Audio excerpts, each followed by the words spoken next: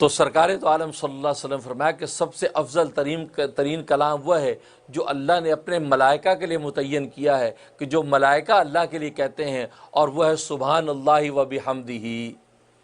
سبحان اللہ و بحمدہ، یہ جو کلام ہے یہ اللہ تبارک و تعالیٰ کے نزدیک سب سے افضل ترین کلام ہے، اور اللہ نے یہ کلام اپنے فرشتوں کو دے رکھا ہے،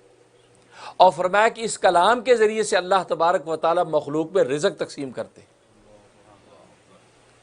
اس لیے اس کو تسبیح کرو بیاں کہتے ہیں، یعنی ملائکہ کی تسبیح، سبحان اللہ و بحمدہ، یہ ملائکہ کی تسبیح ہے، اور اس سے رزق کے دروازے کھلتے ہیں۔ اگر کوئی چاہتا ہے کہ رزق کی فراوانی ہو جائے اور کشادہ رزق حلال ملے، تو سبحان اللہ و بحمدہ کی کثرت سے جب تسبیح کرتا ہے تو اللہ تبارک و تعالی اس کے لیے رزق کے دروازے کھول دیتے ہیں۔ تو دیکھیے یہاں پر تسبیح، اسے نبی نے فرمایا افضل ترین کلام اللہ کے نزدیک تسبیح والا کلام، یعنی سبحان اللہ و بحمدہ۔ اس لیے ملائکہ نے بھی یہاں پر جب اظہار وفا کیا تو سب سے پہلے وہی تسبیح والی بات کی، وَنَحْنُ نُسَبِّحُ بِحَمْدِكَ، ہم تو تیری تسبیح کرتے ہیں تیری حمد کے ساتھ۔ تو یہ کہا وَنُقَدِّسُ لَكَ، اور تیری پاکی بیان کرتے ہیں۔ تو تسبیح کا ذکر پہلے فرمایا کیونکہ اللہ تبارک و تعالیٰ کو تسبیح بہت پسند ہے، کیونکہ میں نے بتایا کہ تسبیح کا معنی پاکی بیان کرنا، کہ اللہ تبارک و تعالیٰ کو ہر طرح کی عجز سے، شرک سے، کمزوری سے پاک قرار دینا، اور اللہ تبارک و تعالیٰ کو اپنی پاکی بیان کروانا بہت پسند ہے۔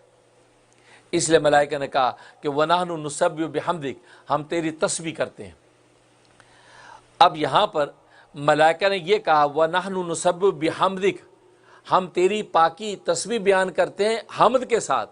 حمد کو ساتھ ذکر فرمایا۔ کیوں؟ اس لیے کہ سبحان اللہ و بحمدہ میں بھی آپ نے دیکھا سبحان اللہ کے بعد و بحمدہ کو ذکر فرمایا۔ تو حمدی کا تو معنی ہوتا ہے کہ صفات ثبوتیہ،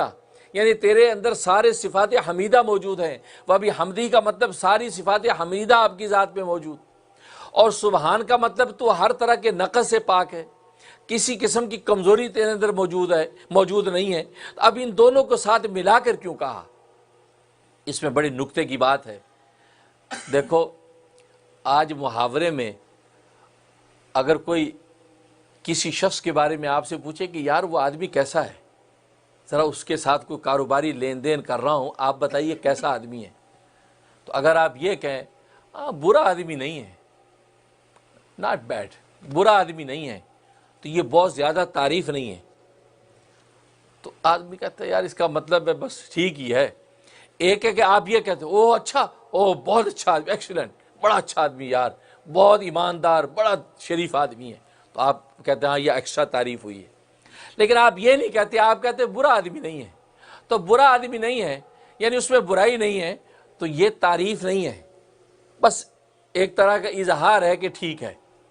تو اگر یہاں تسبیح پر رک جاتے کہ اللہ تبارک و تعالیٰ میں نقص نہیں ہے،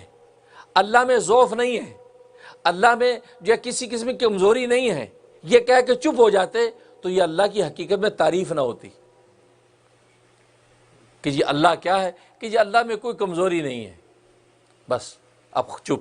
یہ تو کوئی تعریف نہ ہوئی۔ کہ جیسے آپ کہتے ہیں کہ یہ برا آدمی نہیں ہے، یعنی اس پہ کوئی برائی نہیں ہے، تو اس پہ آپ خوش نہیں ہوتے، آپ کہتے ہیں ہاں بھائی کوئی زیادہ تعریف نہیں ہے، ہاں وہ کہتا نہیں وہ بہت اچھا آدمی ہے۔ تو اللہ کی جب آپ نے تسبیح کی، آپ نے کہا کہ اللہ میں نقص نہیں ہے، اللہ میں ضعف نہیں ہے، اللہ میں کمزوری نہیں ہے، بس یہ کہہ کے چپ ہو جاتے، تو اللہ کی تعریف جیسی کرنی چاہیے ویسی تعریف ہوئی نہیں۔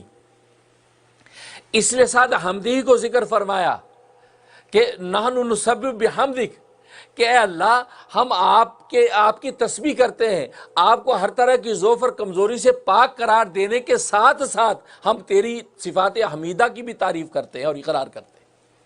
تو ساتھ ہی اللہ کی صفات حمیدہ کو بھی ذکر کیا کہ اللہ تیرے اندر کسی قسم کا کوئی کمزوری نقص نہیں ہے، اور ساتھ ہی ہم یہ بھی کہتے ہیں کہ تیرے اندر سارے کمالات موجود ہیں۔ اب ہوئی تعریف،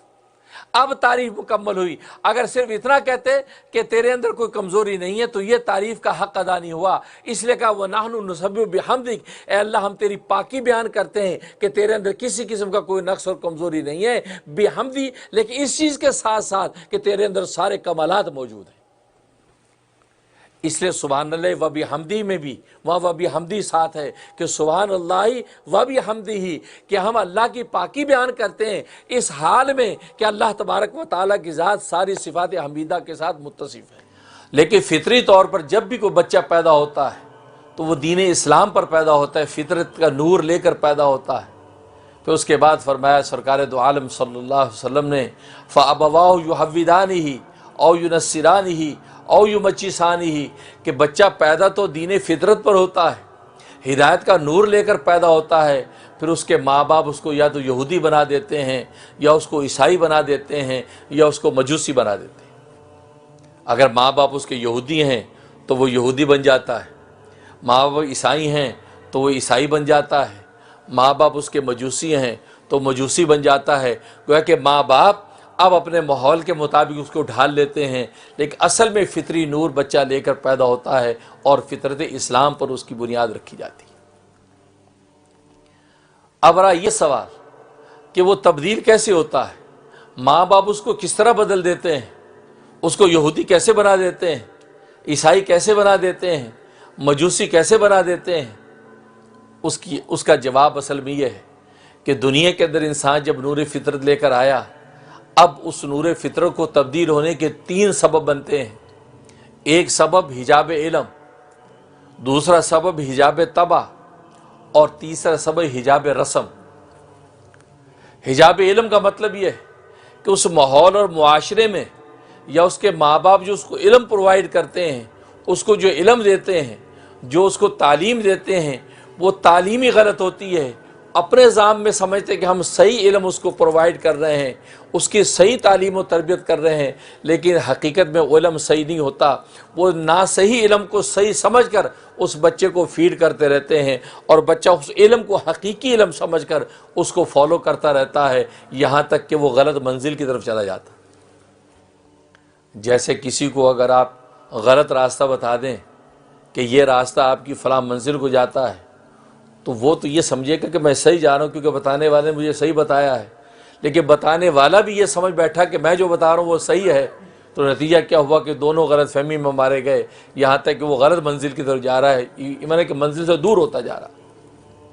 تو یہودیت جب اس کو پڑھائی جاتی ہے، عیسائیت سمجھائی جاتی ہے، مجوسیت سمجھائی جاتی ہے، تو وہ بچہ جو بالکل ایک صاف سلیٹ ہوتا ہے وہ اس علم کو لیتا رہتا ہے۔ وہ یہ سمجھتا ہے کہ جیزس سن آف گاڈ،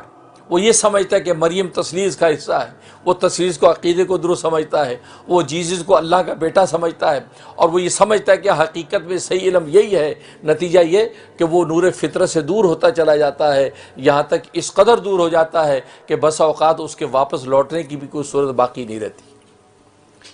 جس کے بارے میں قرآن نے کہہ دیا ختم اللہ علی قلوبہم وعلی سمعہم وعلی ابصارہم غشاوہ، کہ اب ان کے لیے کوئی واپس لوٹنے کی صورت نہیں ہے، فہم لا یؤمنون، اب یہ ایمان لانے والے نہیں۔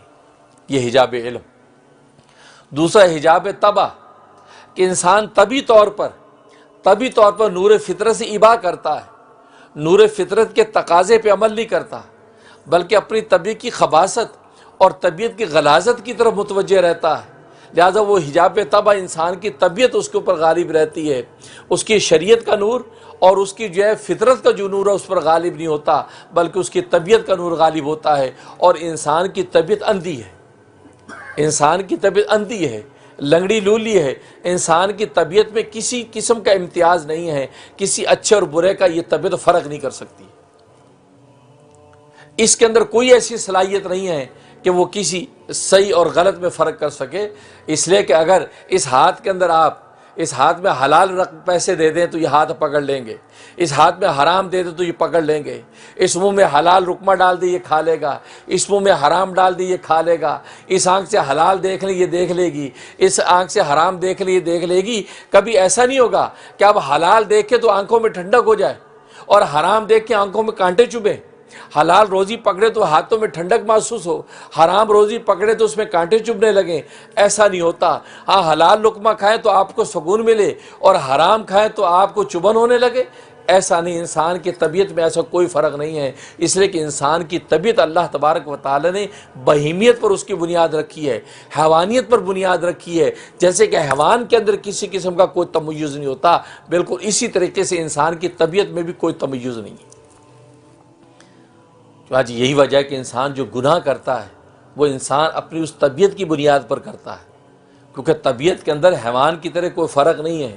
چاہے حیوان حلال حرام میں منہ مارتا ہے، جیسے اس کی طبیعت جو اندھی ہے، لنگڑی لولی ہے، وہ اسی طریقے سے انسان کو لے کے چلتی ہے۔ نتیجہ کہ انسان معصیت گناہ میں پڑا ہوا ہے اور اپنے ذات میں وہ سمجھتا ہے کہ میں ٹھیک کر رہا ہوں۔ تو حجاب طبع، تو طبیعت جب غالب آ جاتی فطرت پر تو نتیجہ یہ کہ نور فطرت سے فائدہ نہیں اٹھاتا، بلکہ طبیعت کے اندھیرے کے اندر گھستا چلا جاتا ہے، یہاں تک اس قدر اس اندھیرے کے اندر غرق ہو جاتا ہے کہ نور فطرت جو ٹمٹماتا بھی نظر آتا تھا کبھی، وہ ٹمٹماتا بھی نور فطرت اب اس کو نظر نہیں آتا، بلکہ خالص گہرائی ضلالت کی اندھیرے میں گھس گیا۔ اب لا یرجعون لا یؤمنون، اب واپس نور فطرت کی طرف نہیں لوٹ سکتا۔ یہ حجاب طبع۔ تیسری حجاب رسم، کہ جس ماحول و معاشرے کے اندر وہ پیدا ہوا ہے، اس سوسائٹی کے اندر کیا رسم و رواج چل رہے ہیں،